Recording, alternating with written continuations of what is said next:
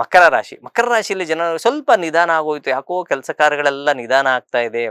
ಯಾವುದೇ ಒಂದು ಕೆಲಸ ಕಾರ್ಯ ಬೇಗ ಮಾಡ್ಕೊಳಕ್ ಹೋದ್ರೆ ಆಗೋದೇ ಇಲ್ಲ. ಬೆಳಗ್ಗೆ ಎದ್ದೇಳೋದ್ರಿಂದ ನೀವು ಅಂದ್ಕೊಂಡಿರ್ತೀರ ಬೆಳಗ್ಗೆ ಬೇಗ ಎದ್ದೇಳ್ಬೇಕು, ಏನೋ ಜಿಮ್ಗೆ ಹೋಗ್ಬೇಕು, ಯೋಗ ಹೋಗ್ಬೇಕು, ಸ್ವಲ್ಪ ವಾಕಿಂಗ್ ಮಾಡ್ಬೇಕು ಅಂತ ಎಲ್ಲ ಪ್ಲಾನಿಂಗ್ ಮಾಡ್ಕೊಂತೀರಾ.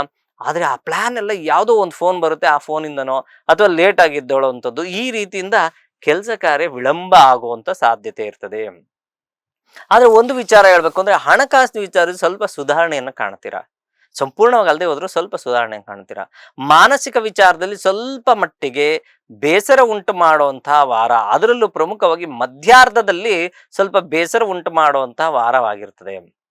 ಇದನ್ನು ಹೊರತುಪಡಿಸಿದ್ರೆ ಮಿಕ್ಕೆಲ್ಲ ಸಾಧಾರಣವಾದಂತಹ ಕುಟುಂಬದಲ್ಲಾಗಿರ್ಬೋದು, ಅಣ್ಣ ತಮ್ಮದಲ್ಲಾಗಿರ್ಬೋದು, ನಿಮ್ಮ ಒಂದು ಕೆಲಸದಲ್ಲಿ ಮಾಡುವಂತಹ ಜಾಗದಲ್ಲಾಗಿರ್ಬೋದು ಲವಲವಿಕೆಯ ವಾತಾವರಣವನ್ನು ಕಾಣ್ಬೋದು.